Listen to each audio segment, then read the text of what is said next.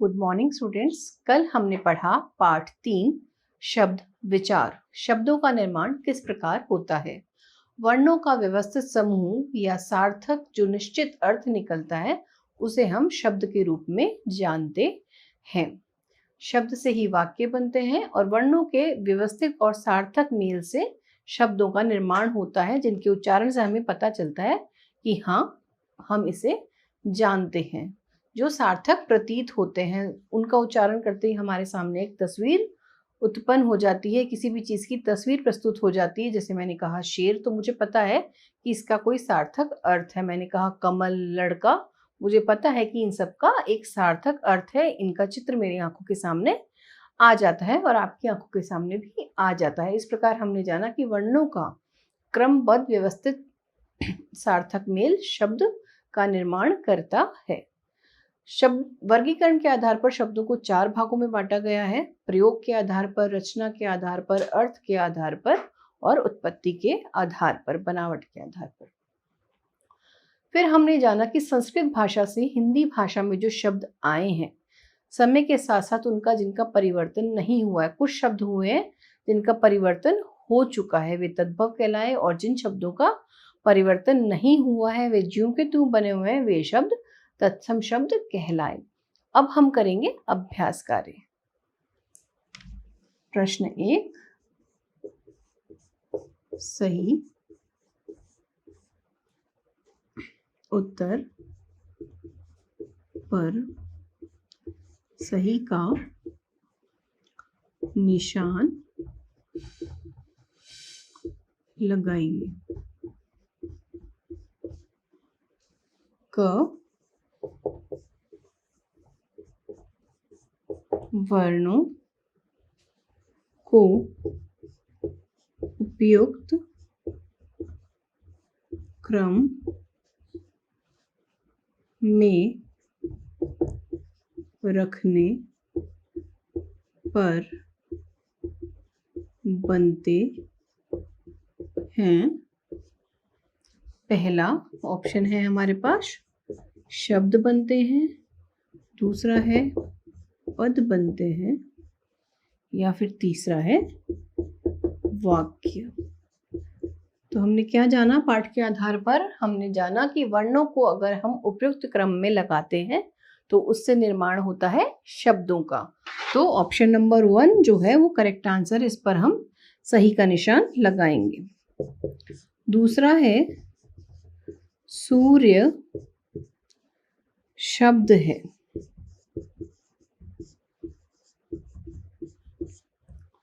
पहला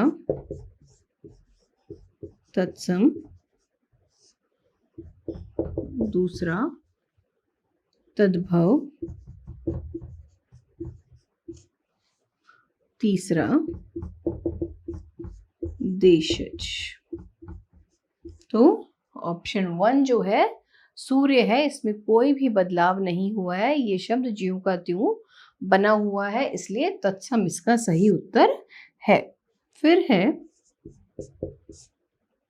किसी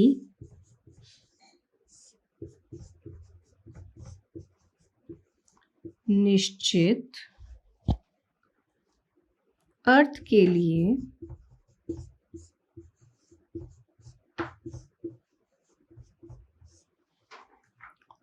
रूढ़ हो गए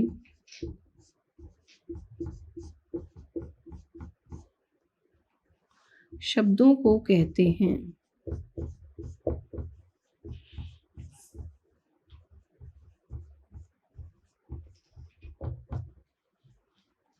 पहला रूढ़ शब्द, सेकंड यौगिक शब्द,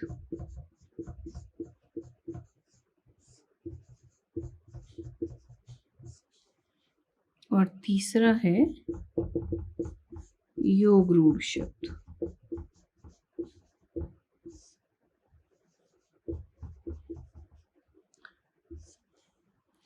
तो जो विषय किसी निश्चित शब्द के लिए रूढ़ हो गए शब्द हैं, ऐसे शब्द कहलाए रूढ़ शब्द। इसका सही उत्तर है रूढ़ शब्द।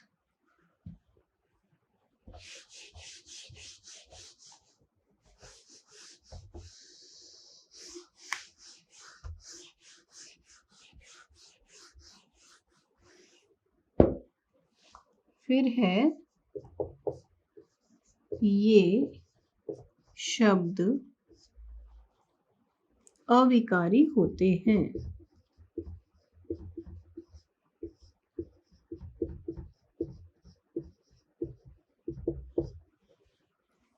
पहला है समुच्चय बोधक,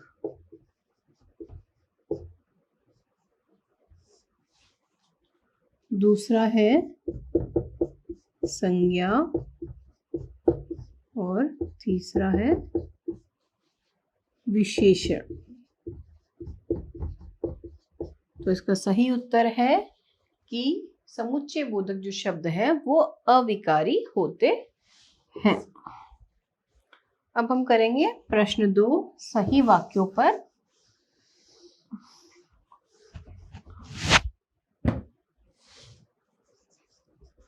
प्रश्न 2 सही और गलत। सही वाक्यों पर सही और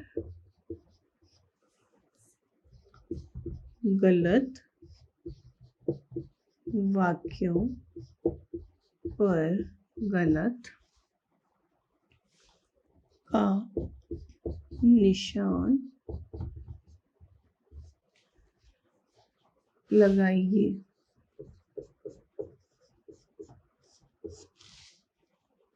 पहला है वर्णों के मेल से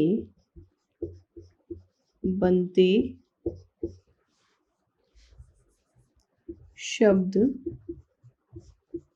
बनते हैं। हाँ, ये वाक्य बिल्कुल सही है कि वर्णों के मेल से ही शब्दों का निर्माण होता है, इसलिए हम इसके सामने सही का निशान लगाएंगे। अगला है उत्पत्ति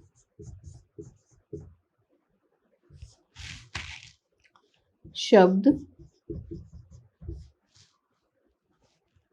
उत्पत्ति के आधार पर शब्द 4 प्रकार के होते हैं।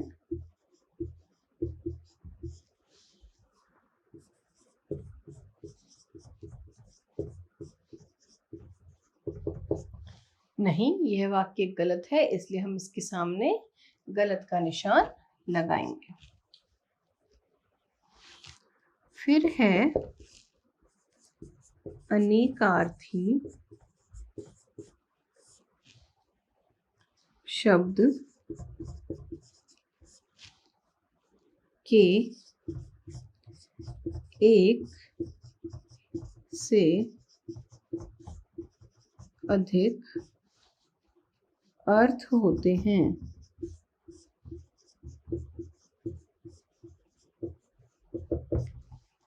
हाँ, जैसा कि नाम से ही प्रतीत हो रहा है, अनेकार्थी, जिसके अनेक अर्थ हो, ऐसे शब्दों के एक से अधिक अर्थ होते हैं, तो इसका उत्तर है सही। फिर है अपने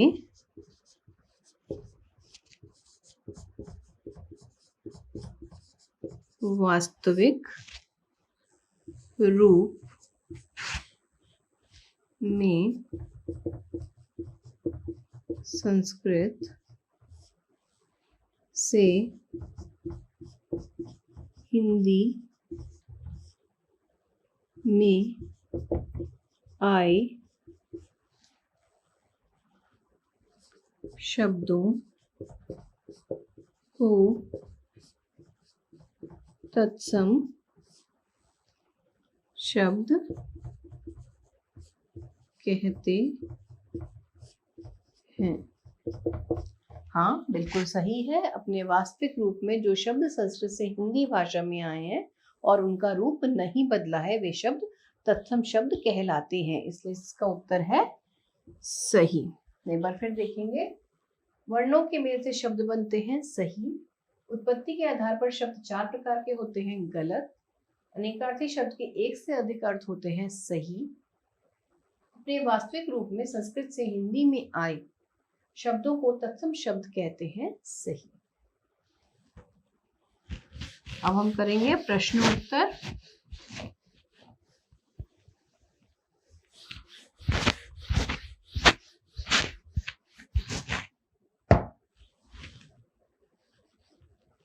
प्रश्न 3, निम्नलिखित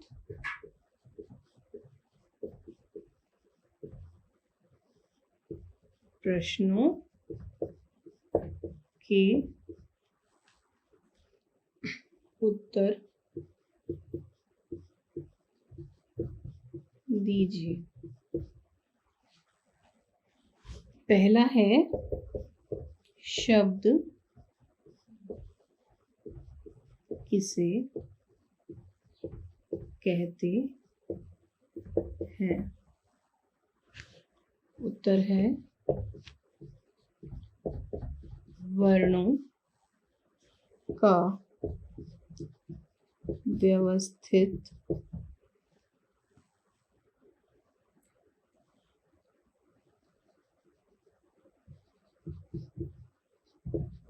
वर्णों का व्यवस्थित एवं सार्थक समूह जिसका कोई निश्चित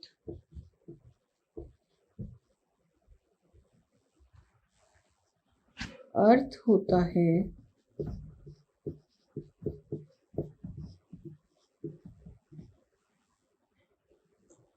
शब्द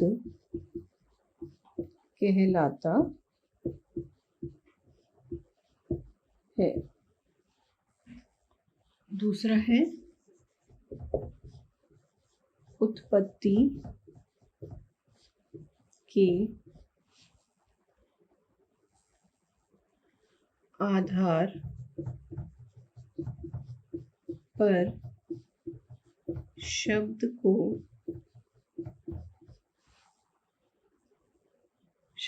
को कितने शब्दों के कितने भेद होते हैं, नाम लिखिए। उत्तर उत्पत्ति के आधार पर शब्दों को 5 भागों में बांटा गया है। पहला तत्सम, दूसरा तद्भव, तीसरा देशज, चौथा विदेशी और पांचवा संकर। शब्द किसे कहते हैं? वर्णों का व्यवस्थित एवं सार्थक समूह जिसका कोई निश्चित अर्थ होता है, शब्द कहलाता है। उत्पत्ति के आधार पर शब्दों को के कितने भेद होते हैं, नाम लिखिए। उत्पत्ति के आधार पर शब्दों को 5 भागों में विभाजित किया गया है या बांटा गया है, जिनको हम तत्सम, तद्भव, देशज, विदेशी, संकर शब्दों के नाम से जानते हैं।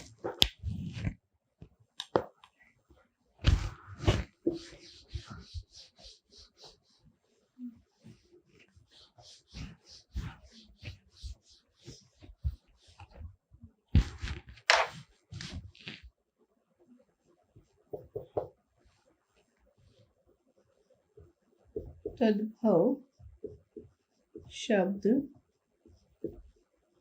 किसे कहते हैं। उदाहरण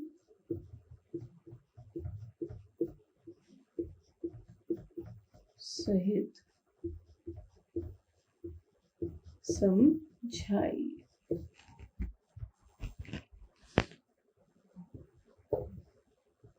संस्कृत भाषा से हिंदी भाषा में आए ऐसे शब्द जिनके रूप में परिवर्तन हो गया है, तद्भव शब्द कहलाते हैं। जैसे रात, सूरज और आग। अगला प्रश्न है यौगिक शब्द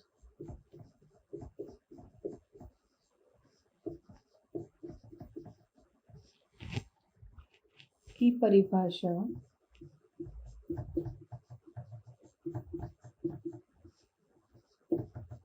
उदाहरण सहित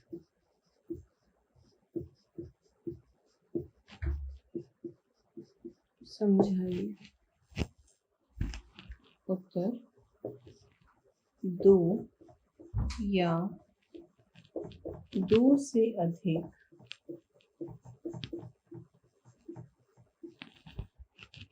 शब्दों या